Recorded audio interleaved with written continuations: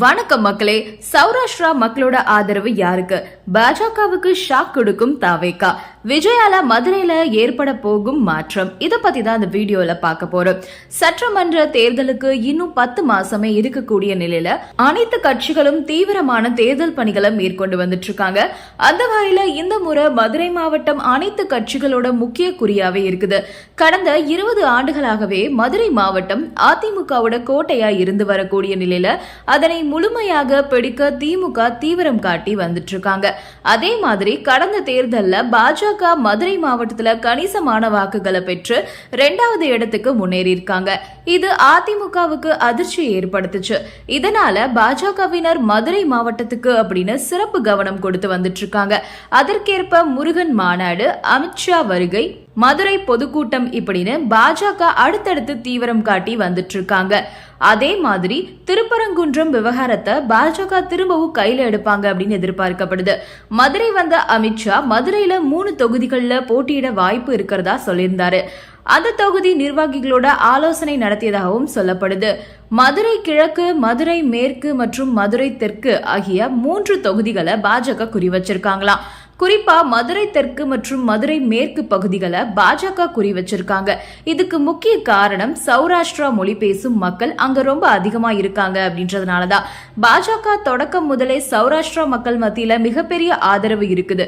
பிரதமரா மோடி வந்ததுக்கு அப்புறம் இந்த ஆதரவு அதிகரிச்சு வந்துட்டு இருக்கு. அது மட்டும் இல்லாம மதுரையில பல்வேறு தொகுதிகள்ல சௌராஷ்டிரா மொழி பேசும் மக்கள் வெற்றி தோல்வியை நிர்ணயிக்கும் சக்தியாவே மாறி இருக்காங்க. மதுரையில முக்குலத்தோர் சமூக மக்கள் அதிக அளவுல இருந்தாலும் கணிசமான அளவுல சௌராஷ்டிரா மொழி பேசுவோருக்கு அனைத்து பகுதிகளிலும் வசிச்சு வந்துட்டு இருக்காங்க. உதாரணமா மதுரை தெற்கு தொகுதியில மட்டும் சுமார் 80,000க்கும் அதிகமான சௌராஷ்டிரா மக்களோட வாக்கு இருக்குது. இதனால மதுரையில மட்டும் சுமார் 4 லட்சத்துக்கும் அதிகமான வாக்குகள் சௌராஷ்டிரா மொழி பேசும் மக்களுக்கு இருக்கு.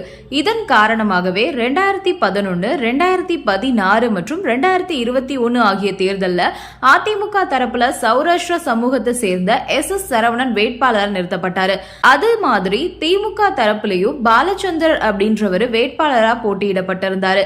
இதனால சௌராஷ்டிரா மக்களோட ஆதரவை பெறுவதற்காக பாஜகவினர் பல்வேறு முயற்சிகளையும் மேற்கொண்டு வராங்க.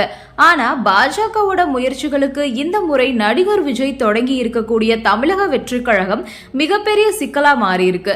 சௌராஷ்டிரா மொழி பேசும் இளைஞர்கள் பல பேரும் விஜய்க்கு ஆதரவா மாறி இருக்காங்க. இதுக்கு திரைக்கவர்ச்சி ஒரு விஷயம் அப்படின்னாலும் திமுக மற்றும் அதிமுகவுக்கு மாற்றான சக்தியா விஜய பார்க்கிறாங்க.